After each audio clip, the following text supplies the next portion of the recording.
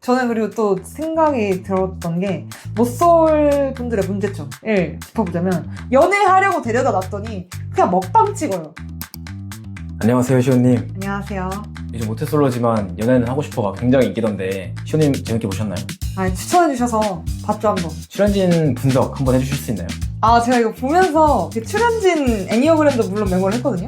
이게 제가 단편적으로 봐서 이 유형이 확실하다라는 건 아니고 적어도 이 면으로 봤을 때는 이 유형으로 추측할 수 있다 정도인데, 근데 어쨌든 이게 애니어 코치로서의 해석이고 제가 이 사람들을 만나본 건 아니니까 그냥 겉으로 드러나는 것만 보고 얘기하는 겁니다. 재윤님은 5번 유형으로 보이거든요. 사실 정목님도 묶어서 5번으로 보고 있긴 해요. 완전 다른데도 한 유형으로 볼 수 있다는 거네요? 저는 그렇게 보는데 둘이 어떤 특징이 있냐면 오. 나랑 같이 있는데 집 가고 싶어하는 남자들. 이게 약간 회피적인 경향이 있는 남자들. 특히 재윤님은 확실히 5번으로 보여요. 왜냐면 재윤님이 되게 자폐적이시거든요. 자폐적이라는 게 스스로 닫혀있다는 의미거든요. 셀피쉬, 조개같이 자기를 껍질로 닫고 있다고 설명하잖아요. 다른 사람한테 상처 주고 나서도 자기한테만 빠져있어요. 지연한테 상처를 줬잖아요. 근데 이제 지수랑 지연 같이 있는 거 보고 지연을 자기 거절하는 입장인데 10명한테 대한 자기 상담을 하고 자빠져 있죠. 이런 장면들이 나한테만 빠져 있어서 그런 것까지 배려하기에는 그게 굉장히 자폐적인 5번의 특성으로 보인다. 그리고 자기중심적이다라는 말을 봤을 때 사람들이 되게 교만하고 오만한가? 이런 이미지를 떠올리는데 그게 아니라 극단의 자체, 극단의 자기 연민도 자기중심적인 특성의 한 부분일 수 있다.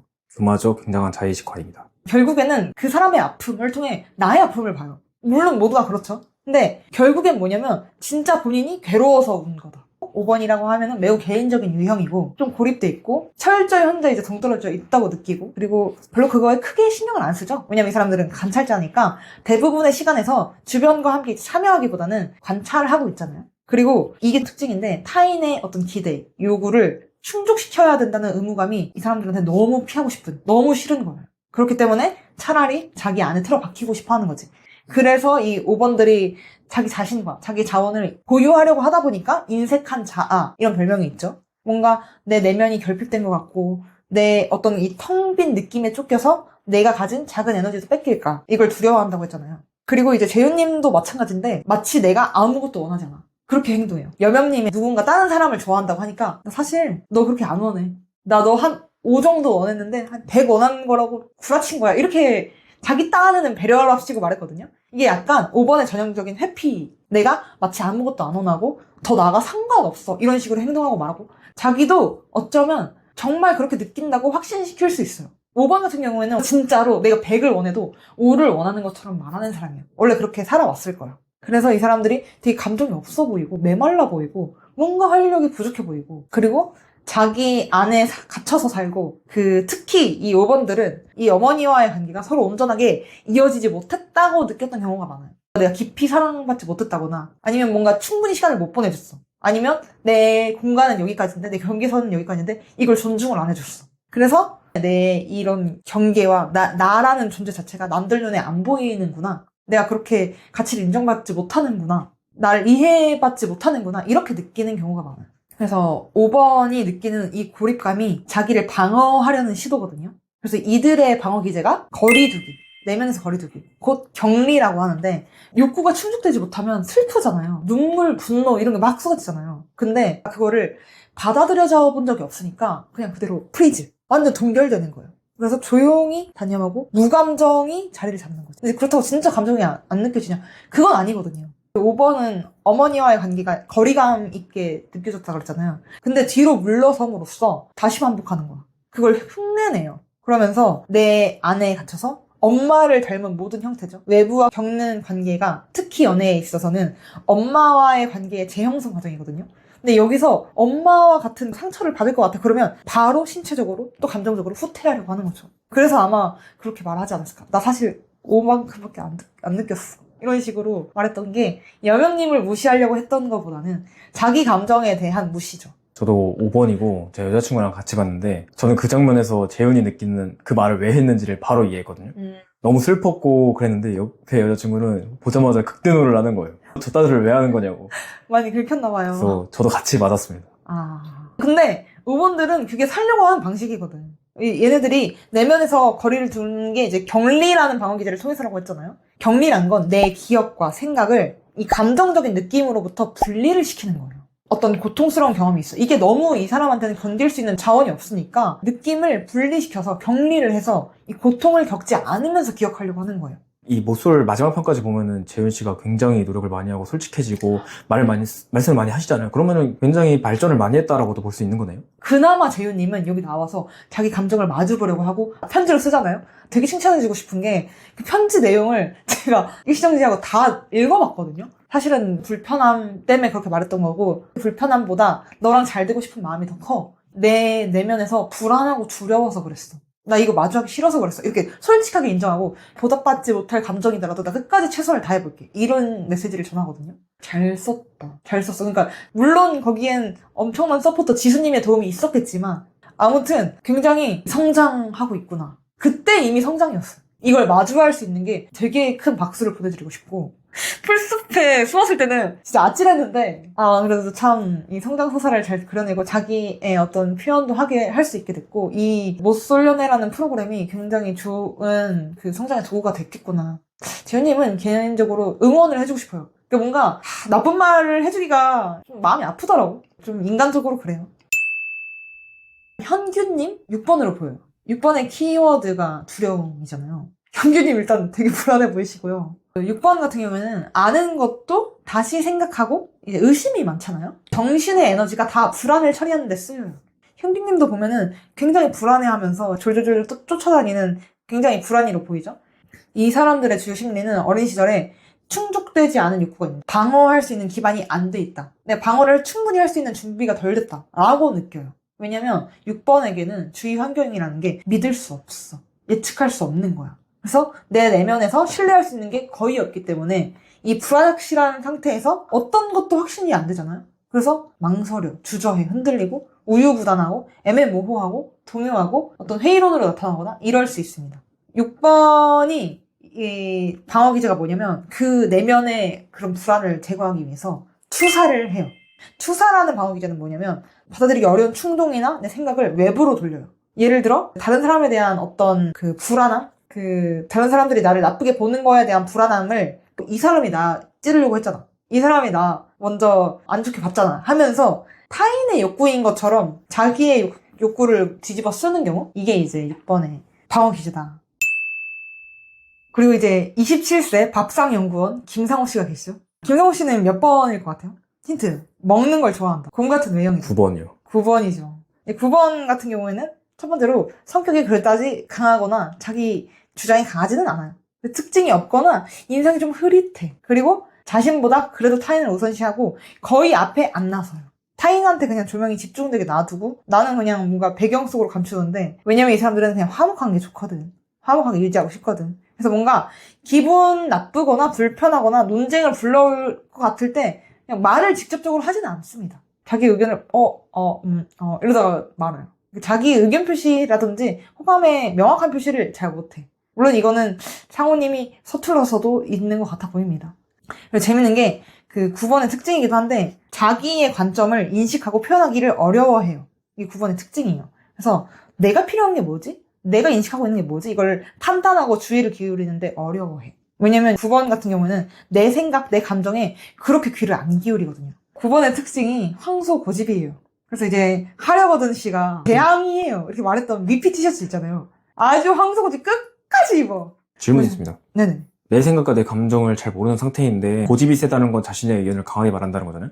그러면 그 둘이 약간 매치가 안 될 수도 있는데 설명해 주실 수 있나요? 어떤 식으로 나타나냐면 8번 같은 경우에는 야 이거 해. 싫어! 안 해! 내가 왜 해! 이런 느낌이라면 9번은 할게. 10일 뒤.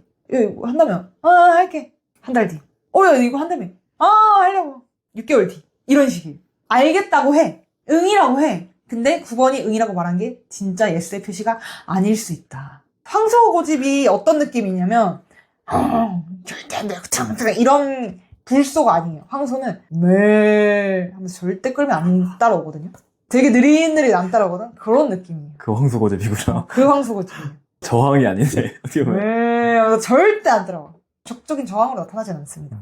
일상생활에서 해야 할 일을 돌보는 거, 내 몸을 돌보는 거를 잘 안 해서 실제로 이제 애니어 서적에 뭐라고 나와 있냐면 좀 대체로 비만이 많을 수 있다. 이게 먹는 것도 좋아하고 식욕을 많이 중시하고 댓글에 지금 요요 다시 100% 왔을 거라고 이제 9번의 특성 중에 게으르다라는 것도 있어요. 9번이 이제 게으르다는 게 대체로 맞긴 한데 게으를 수도 있고 뭐 바쁠 수도 있는데 어느 쪽으로든 내가 개인적으로 뭘 느끼냐에 관심이 없는 게 포인트예요. 그래서 정말로 내가 먼저 처리해야 될 거, 정말로 내가 관리해야 될 내 뭐 이런 거에 잘 구별을 못해. 그래서 그냥 흘러가는 대로 두고 이래도 좋아 저래도 좋아 이런 식으로 나타나는 경우가 많아요.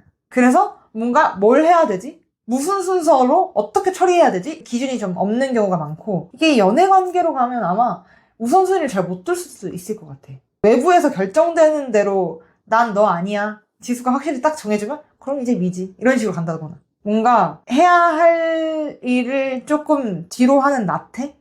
이 나태가 모쏠련에서는 어떻게 나타났냐면 이분이 이제 그래도 돈을 받고 그 출연자로서 나왔잖아요. 근데 출연자로서 나태를 해요. 그 무슨 말이냐면 연애하려고 데려다 놨더니 그냥 먹방 찍어요. 그냥 두 손으로 나초랑 팝콘 집어 먹으면서 안방인 거 마냥 긁으면서 영화를 보질 않나. 가장 즐거웠던 일이 뭐냐는 질문에 맛있는 음식 먹었다. 이게 어떻게 보면 연애 프로그램 출연자로서는 굉장히 나태한 거예요. 모쏠 연애를 찍는 촬영진의 순간에 가장 집중하고 해야 할 일은 뭐냐면 적극적으로 추구하고 경쟁을 해서 뛰어들어서 그 마음을 얻는다거나 이게 아니라 그냥 무시해버려요. 이런 연프에 나오는 것만으로도 굉장히 잘 차려진 밥상이 온 건데 정말 드시기만 하셨네요. 그렇죠. 그러니까 잘 차려진 밥상이 그 진짜 밥상. 9번의 정서 경향성이라고 하거든요. 나태라는 게. 근데 말했듯이 이 사람이 게으름을 부리는 부분이 나한테 가장 중요한 걸 무시한다는 거거든요.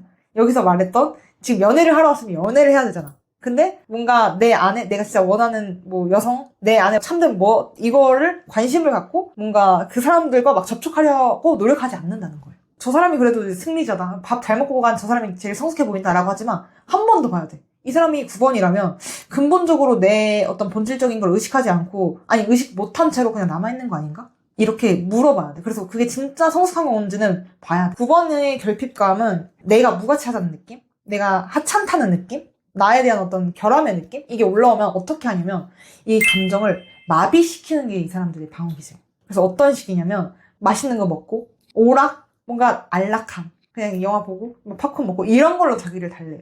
단순하게 그 어떤 느낌, 내가 뭔가 사랑받지 못하는 느낌을 그냥 의식에서 지워. 밀어내버려.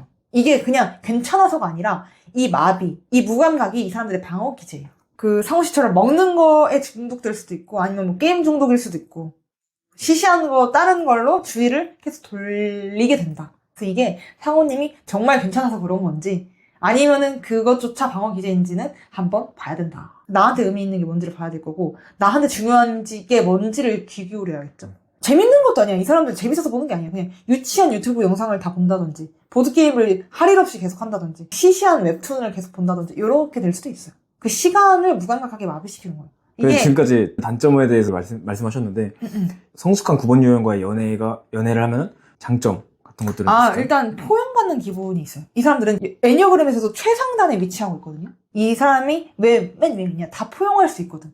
그래서 모든 유형의 어머니라고 불려요. 그래서 모든 유형들의 근본적인 원형이고 평화주의자라고 했잖아요. 실제로 중재도 굉장히 잘하고 그 갈등을 피하기도 하지만 갈등을 잘 해결시키고 무마하는 그런 기능도 굉장히 좋다. 그래서 여러 사람들한테 이제 상호 씨가 미움받지 않을 거예요. 우리도 아마 상호 씨 보면서 웃기네? 이러면서 야 김상호 너 짱이다 이러면서 웃겨 하잖아요. 그러니까 대체로 사람들한테 유순유순하고 유들유들하고 호불호 없이 잘 녹아드는 성격? 그리고 이 사람들이 조금 흐리멍텅하고 무질서할 수는 있지만 악의는 없습니다. 되게 편한 상대예요. 누구나 편안하게 해준다는 게 이 사람들의 장점. 보는 우리도 되게 편했잖아요.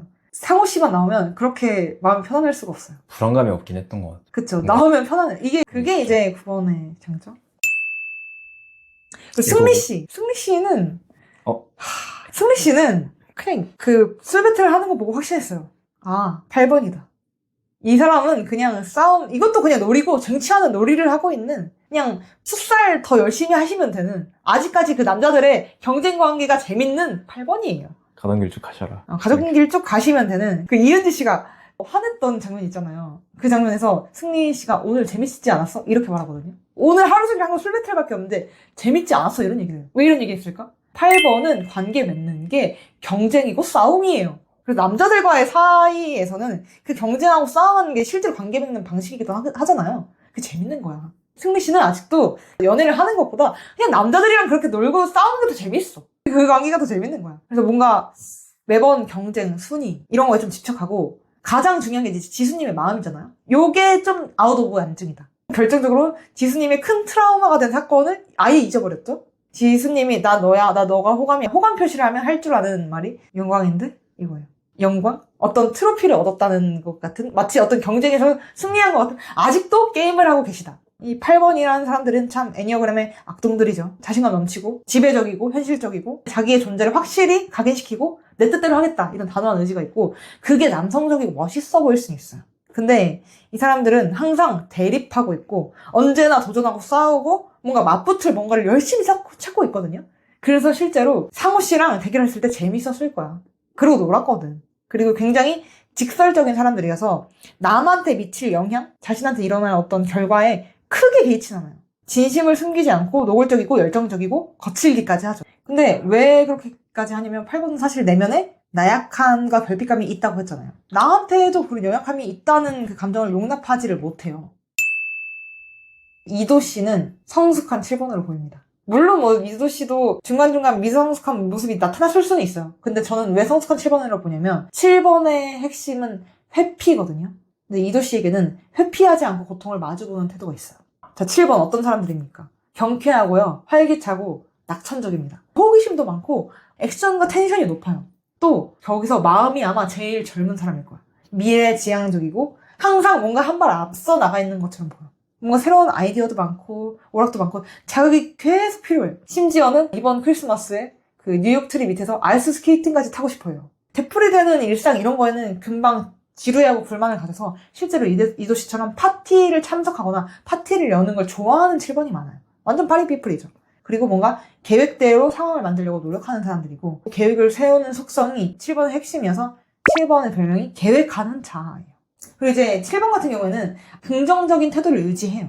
이게 되게 7번의 엄청 큰 방어 수단이거든요. 이 사람들의 방어 기제는 뭐냐면 승화, 합리화, 이상화, 지성화 머리를 쓰는 건 다 포함되어 있어. 괜찮다고 느끼려고 애를 쓰는 방어 기제를 가지고 있어요.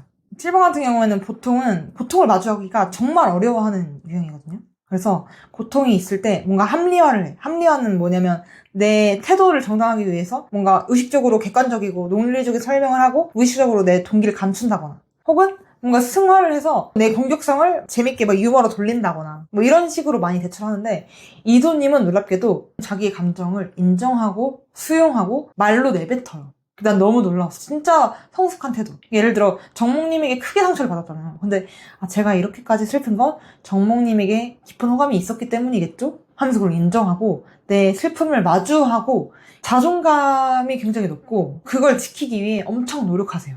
원래 이제 7번의 미성숙한 전형이라면 이 고통을 마주하지 않기 위해 계속 이제 회피하다가 끝나는데 이도님은 내가 왜 슬프지?를 한 번 더 고민하고 한 번 더 생각하고 슬픔도 온전히 마주해서 느껴보고 그리고 그 슬픔을 다른 사람한테 전가하거나 욕하거나 다른 사람들이 이제 정목님 뒷담화하는데 정참하거나 이러지 않고 혼자 잘 추스리고 정리해서 good for you, 나 be myself 할게 자기를 사랑하는 식으로 잘 성장하는 그래서 되게 멋있는 7번이었다. 그거 느껴집니다. 난 이도님은 굉장히 사랑받고 산 것 같아. 부모로부터 그런 감정적인 자원을 많이 받은 사람 같아요. 그걸 이제 극복해 나가는 방향까지가 이렇게 성숙한 7번이 있나? 성장하는 모습, 의지 같은 것들은 어려운 상황에 직면했을 때 생기는 것 같다는 맞아. 생각이 듭니다. 그 생각했는데 정목님을 이제 많은 시청자분들이 욕하는데 사실 정목님이 아니었으면 이도님이 이렇게 성숙한 사람이라는 걸 우리가 알 기회가 있었을까? 물론 이도님이 많이 상처를 받았지만 그래도 기회가 됐다. 상처 주기도 하고 상처 받기도 하면서 성장시키는 것 같아요. 저도 그 생각 많이 했던 게 내가 이 사람한테 거절당하면서 상처를 받기도 하지만 나도 또 이 사람한테 상처를 주기도 해. 그게 우리의 삶 같아요. 우리도 누군가에게 상처를 받기도 했지만 상처를 또 주기도 하면서 성장을 했잖아요. 또 유난히 이제 기억에 남는 단어가 재윤 씨의 근거 없는 수치심이라는 말이 있어요.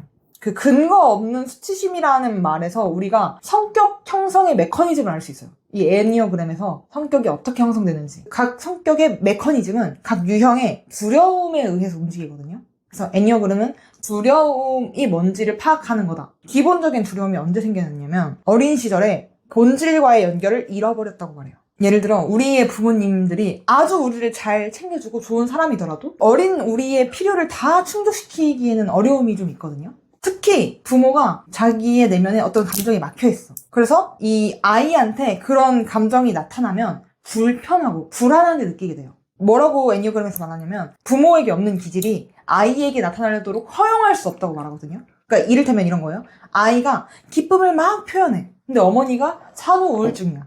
그러면 아기의 기쁨이 어머니한테 있어서는 뭐예요? 불편함이죠. 그래서 아이는 어머니를 불편하게 하지 않기 위해서 자기의 기쁨을 억압하게 돼요. 그러니까 자기의 감정을 억압할 수밖에 없는 거죠. 근데 아이가 어떤 주체 그리고 대상을 구분하는 사고 능력이 발달이 안 돼 있잖아요.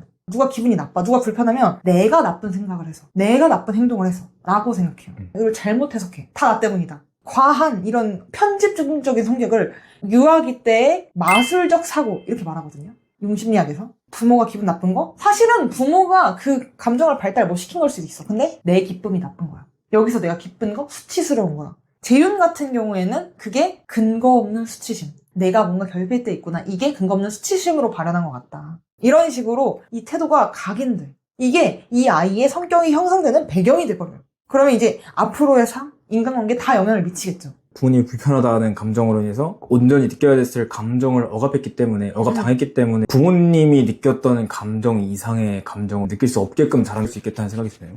진짜 맞아요. 이게 우리가 아기 때 부모님으로 인해 불안하고 불행했던 원인이고 또 나아가서 우리 또한 극복을 못한다면 우리 미래의 아이에게 반복하게 될 비극 같은 거죠. 그래서 어릴 때 이런 필요가 충족이 안 돼. 그러면 내 안에 어떤 중요한 게 결핍됐다. 이렇게 생각해요. 그래서 깊은 불안이 생기는 거지, 거기서. 여기서 생기는 강한 어떤 무의식적인 불안, 두려움, 이게 방어기제로 연결되는데 그 불안에 어떻게 반응할지에 대한 결정이 우리의 선천적인 기질이라고 말해요. 그럼 애니어그램 코칭을 받는다는 건 그런 기질을 잘 안다는 것을 의미하고, 또 말하자면 내가 부모님께 받았던 어떤 부정적인 감정의 억압 같은 것들을 되물림하지 않을 수 있다는 좋은 부모가 되는 과정인 거네요. 결국 애니어그램을 다 받고 나면 어떤 걸 가르치냐면 이제 부모가 되는 법을 가르치게 됩니다. 우리 부모가 나에게 해주지 못했던 것들을 내가 나한테 하게 되고요. 나아가서 우리 아이한테 어떻게 키워야 할지. 그래서 결국 저는 애니어그램을 하면서도 부모 교육을 지금 시키고 있다라고 말해요. 그리고 저는 이걸 얘기하고 싶었는데 거절당했을 때 우는 거. 모든 연프의 특징인데 거절을 당하면 울어요. 정목이한테 거절당한 민홍이도 울고 여명이도 울고 이도도 계속 울잖아요. 사실 저 사람이랑 안 이어져도 내 인생 뭐 어떻게 안 되거든요. 크게 안 달라져요. 근데 왜 저렇게 울까를 생각해봤을 때 융심리학에서 이런 얘기 하거든요. 잃어버린 낙원을 되찾으려는 시도가 좌절됐다? 그래서 좌절된 상실감에 우는 것 뿐이다라는 생각이 많이 들었어요. 그렇잖아? 저 사람이랑 안 돼도 이도님 나가면 더 멋진 남자 많을 거 아니에요. 비슷한 성장 배경에. 근데 이게 거절당했다는 신호가 사실 그걸 부추기는 거야. 그 무의식 속에서 잃어버린 유대감. 돌아가고 싶은 갈망이 있거든요. 계속 어머니 뱃속에서 살 수는 없잖아. 그 단절된 공간이 에덴 동산이라고 말해요. 내 잃어버린 낙원. 그 에덴 동산으로 돌아가겠다는 목표가 좌절된 것 같은 거야. 여기 오면서 다들 기대를 했겠죠? 마법 같은 동반자가 있을 거라는 그런 환상. 이것도 이제 정신분석학자 융이 말한 건데 나한테 딱 맞는 사람이 있지 않을까? 더는 상처 입지 않도록 나를 지켜줄 누군가가 있지 않을까? 이런 말 하면 또라이처럼 들릴지도 모르겠는데 결혼까지 생각했어요. 이렇게 되는 사람이 있지 않을까? 다들 그런 환상을 가지면서 들어왔을 거 아니에요. 근데 그 사람은 내가 아니래. 혹은 그 사람도 실망할 수밖에 없는 인간이야. 또 그걸 떠나서 새로운 사랑을 찾아서 떠나겠죠? 이런 여정 속에서 계속 좌절을 하는 거지. 아기가 어린 시절에 다른 환경이 나한테 대처하는 걸 보고 모든 게 내 탓이다 이렇게 돌린다고 했잖아요. 아기가 가진 그 마술적 사고 그걸로는 내 이 주위에서 일어나는 모든 일이 외부의 것이야 이렇게 인식을 못해요. 자신을 충분히 돌봐주고 사랑해주지 않는 건 내가 가치가 없다고 생각하기 때문이거든요. 물론 다들 본인의 자리에서 훌륭한 어른으로서 살았겠지만 이 어린 시절을 애정관계를 재경험하게 되는 이 못쏠 연애 프로그램 특성상 그 관계에만 집중하는 상황이 됐을 때 다시 아이화가 되는 것 같아요. 내가 역시 그렇게 사랑해줄 가치가 없나? 이거를 또 경험해서 타인에게서 충분히 받지 못한 어떤 따뜻함, 사랑, 애정 이런 게 다 내 잘못이 되거든. 나는 저 사람한테 충분히 보살펴주고 사랑해줄 가치가 없는 존재인 것 같아. 이게 이제 모든 슬픔의 근간인 것 같은데 울 일이 아니다. 너의 슬픔이 가치가 없어라는 뜻이 아니라 너가 걔 때문에 우는 게 아니다. 그 사람의 거절이 핵심이 아니다라는 말을 해주고 싶었어. 너가 지금 우는 게 그 사람이 널 거절해서가 아니야. 넌 지금 착각하고 있어. 너가 거절당해도 싸라고 착각하고 있어. 근데 그거 너 어린 시절의 환상이야. 그래서 우는 거야. 라고 말하고 싶었던 거예요. 전 처음에 시호님의 얘기, 뭐, 슬픈 일이 아닌데 이렇게 운다 하는 거 봤을 때, 저는, 시호님 혹시 T세요? 물어보려 했는데, 아, 그게 아니라 되게 근데 끝까지 들으면은 위로예요. 위로가 굉장히 되네요. 그러니까 울 일이 아니다라는 건 넌 사랑스러운 존재야. 네가 울 거 없어. 넌 사랑스러운 존재 맞으니까. 지금의 거절이 너의 존재에 대한 거절이 아니야. 이런 얘기를. 호르몬의 장난이야. 호르몬은 아니고 이제 어린 시절의 마법적 사고의 환상이야. 이렇게 말해주고 싶었어. 다 에고의 장난이다.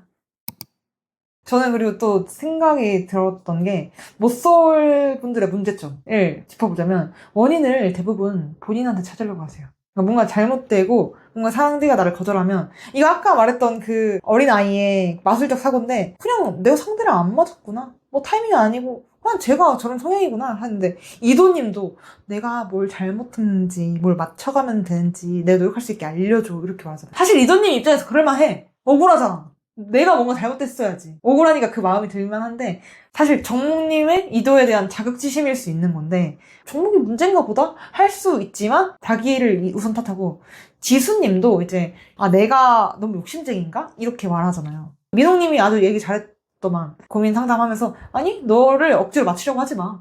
연애가 필수는 아니잖아. 너가 너로 있는 게 중요하지. 이렇게 얘기해 주는 것도 그러니까 본인이 뭔가 잘못된 게 아닐 수 있다. 저 사람들이 나를 거절하고 내가 이렇게 힘든 건 다 내 탓이 아닐 수 있다. 이런 생각도 되게 중요한 것 같아요. 그리고 두 번째는 이게 못쏠이라서 그런가? 선택지를 너무 하나로 제한하려고 하는 것 같아요. 처음이니까 여유를 갖고 상황을 지켜보면서 두루두루 좀 열어두고 다가가고 이래야 되는데 뭔가 그거를 지수님밖에 안 했었던 것 같아요. 그냥 다 한 명한테 꽂히면 아니요? 저 다른 사람 없어요. 하고 그것만 하고 다른 가능성을 다 단절시켜버리는 게 조금 안타깝다. 자신한테 확신을 주는 사람을 좋아할 수밖에 없잖아요. 그렇죠. 그럴 수 있지만 그래도 조금 안타깝다. 좀 열어두지. 어려울 것 같아. 거기서 여러 명을 내가 가능성을 둔다는 걸 뭔가 티내거나 어쨌든 당당하게 말하면은 그러니까 다른 사람 입장에서는 여유를 가질 수는 있잖아. 그치. 여유를 가지면 목소리 아니지. 참 너무 과음을 요구하시는 거예요 지금. 맞기는 해. 여기까지 하고 마무리를 하자면 우리가 타인과 맺는 애정관계의 질, 퀄리티는 우리가 나와 자기 자신과 맺는 관계와 정비를 하잖아요. 타인과의 관계는 결국 우리 자신의 심리를 표현하는 거나 다름없거든요. 내가 타인과의 관계에서 우리가 할 수 있는 최선이 뭐냐면 내가 나와 맺는 우리 자신과 맺는 관계를 더 의식적으로 만드는 일이에요. 우리가 타인을 위해 할 수 있는 가장 사랑이 넘치는 행위가 바로 나한테 최선을 다하는 거. 왜냐면 최선의 나야말로 우리가 다른 사람한테 줄 수 있는 가장 최고의 선물이니까.